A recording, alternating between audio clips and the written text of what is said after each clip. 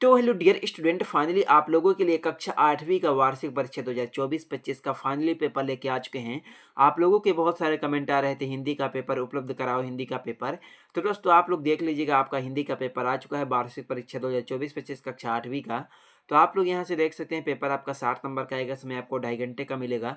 साथ में आपको इसी वीडियो में सभी प्रश्नों का पूरा पेपर के साथ सोल्यूशन भी बताने वाला हूँ। वीडियो को लाइक जरूर कर दीजिएगा दोस्तों, चैनल को सब्सक्राइब कर लीजिएगा अगर आप लोग वार्षिक परीक्षा 2025 में टॉपर बनना चाहते हैं। तो दोस्तों आप लोग देख सकते हैं पेपर आपका 60 नंबर का आने वाला, समय आपको 2.5 घंटे का मिलेगा।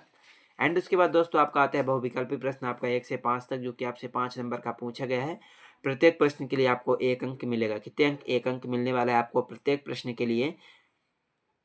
तो इसमें हमारा सबसे पहला प्रश्न आपका आता है, अप्रिय कठोर कठोर शब्द नहीं कोई मुख से कहा करे, उक्त पंक्ति में कौन सा अलंकार है?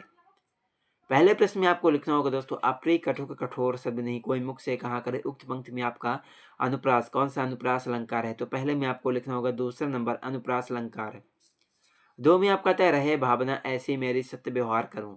दूसरे में आपको क्या लिखना होगा दोस्तों? दूसरे प्रश्न का आपका राइट आंसर हो जाएगा, रहे भावना ऐसी मेरी सत्य सरल व्यवहार करूं। दूसरे में आपको पहला नंबर लिखना होगा सरल।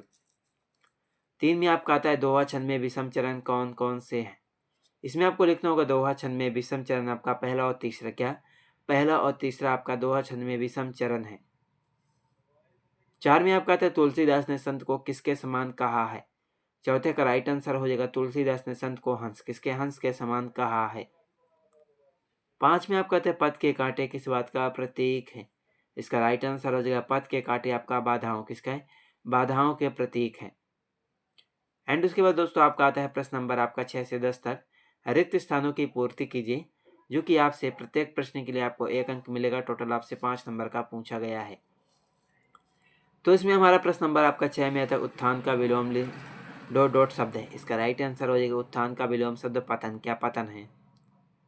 7 में आपका आता है, लाल कमलनी से भरी वाक्य में डॉट डॉट विशेषण शब्द है। इसका राइट आंसर हो जाएगा लाल। तो इसके बाद दोस्तों आपका प्रश्न नंबर आपका 8 में आता है, राष्ट्रीय विज्ञान दिवस डॉट डॉट को मनाया जाता है। इसका राइट आंसर हो जाएगा 28 फरवरी। एंड उसके बाद आपका 9 में आता है, अग्रोह नगरी में बसने पर परिवार को डॉट डॉट देना पड़ता था। तो आपको 9 में लिखना है, अग्रोह नगरी में बसने पर परिवार को 1 ईंट और 1 रुपया देना पड़ता था। एंड उसके बाद दोस्तों आपका 10 में आता है, कृष्ण ने अर्जुन को उपदेश डॉट डॉट में दिया।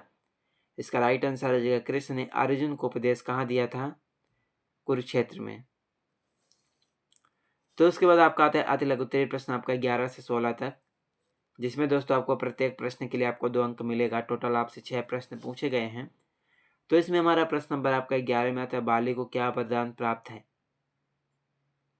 11वें में आपको लिखना होगा दोस्तों, बाली को एक ऐसा वरदान प्राप्त है जो उसके सामने आता है उसकी आधी ताकत उसमें अपने आप आ जाती है। इस कारण बाली अपने सामने आए हुए व्यक्ति को आसानी से पछाड़ देता है। तो आपको 11वें में आपको यही उत्तर लिखना होगा। 12 में आपका आता है, हम विरोधी को आत्मविश्वासहीन कैसे कर सकते हैं? दोस्तों चलिए आपके 12वें प्रश्न के उत्तर को देख लेते हैं कि हम विरोधी को आत्मविश्वासहीन कैसे कर सकते हैं। तो आप लोग यहाँ से 12वें का उत्तर देखिए, हम विरोधी को आत्मविश्वासहीन कर सकते हैं। पहला, आत्मविश्वास के द्वारा। दूसरा, कुसंस्कार के द्वारा। तीसरा, एकाग्रता के द्वारा। चौथा, कायरता के द्वारा।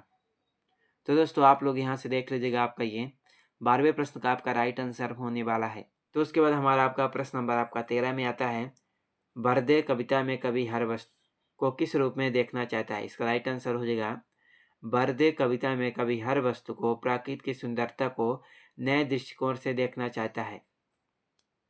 तो 13वें में आपको लिखना होगा, बरदे कविता में कवि हर वस्तु को प्रकृति की सुंदरता के नए दृष्टिकोण से देखना चाहता है। 14 में आपका आता है, आशीर्वाद और परिणाम शब्दों को शुद्ध वर्तनी लिखिए। इसका राइट आंसर हो जाएगा आपका, तो इसमें आपको लिखना होगा आशीर्वाद और हो जाएगा प्रणाम। उसके बाद दोस्तों हमारा आपका 15 में क्या आता है? 15 में आपसे पूछा गया कि विनम्रता क्या भाव उत्पन्न करती है। तो चलिए दोस्तों आपके 15वें प्रश्न के उत्तर को देख लेते हैं, विनम्रता क्या भाव उत्पन्न करती है। तो दोस्तों आप लोग यहाँ से 15वें को उत्तर देख लीजिएगा, एकमात्र विनम्रता से ही संतुष्टि, प्रेम और सकारात्मक आपके व्यक्तित्व के स्थायी गुण बन जाते हैं। विनम्रता आपके आंतरिक प्रेम की शक्ति से आती है। दूसरों को सहयोग व सहायता का भाव ही आपको विनम्र बनाता है। तो दोस्तों आप लोग यहाँ से देख लीजिएगा, आपका ये हो जाएगा 15वें का उत्तर। एंड उसके बाद आपका 16 में आपका आता है रस की परिभाषा लिखिए। तो चलिए दोस्तों आपके 16वें प्रश्न के उत्तर को देख लेते हैं। तो दोस्तों आप लोग यहाँ से 16वें का उत्तर आप लोग देख लीजिएगा। रस का शाब्दिक अर्थ है आनंद। काव्य में जो आनंद आता है वह काव्य का रस कहलाता है। काव्य में आने वाला आनंद अर्थात रस लौकिक न होकर अलौकिक होता है। रस काव्य की आत्मा है। तो आप लोग यहाँ से देख लीजिएगा, आपका ये 16वें का राइट आंसर होने वाला है। तो उसके बाद दोस्तों हमारा आपका आता है प्रश्न नंबर आपका 17 से 22 तक आपका लघु उत्तरीय प्रश्न। आपका प्रत्येक प्रश्न के लिए आपको 3 अंक मिलेगा। टोटल आपसे 6 प्रश्न पूछे गए हैं। तो इसमें हमारा दोस्तों प्रश्न नंबर आपका 17 में आपका आता है छंद की परिभाषा लिखिए। तो चलिए आपके क्वेश्चन नंबर आपके 17वें उत्तर को देखते हैं, छंद की परिभाषा। तो दोस्तों आप लोग यहाँ से 17वें उत्तर देखिए।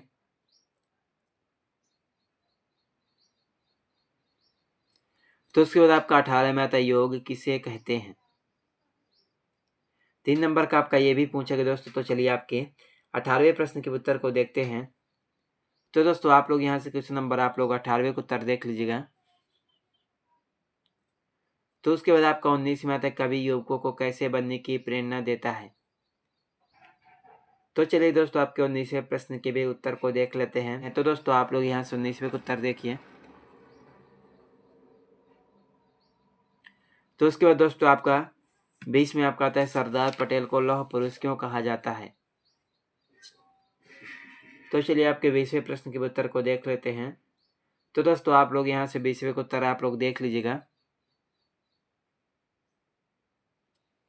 तो उसके बाद आपका 21 में आता है जन्मभूमि की स्वतंत्रता का बिरसा का सपना कब अधूरा रह गया। तो चलिए आपके 21वें प्रश्न के उत्तर को देख लेते हैं। तो दोस्तों आप लोग यहाँ से 21वें उत्तर आप लोग अच्छी तरह से देख लीजिए।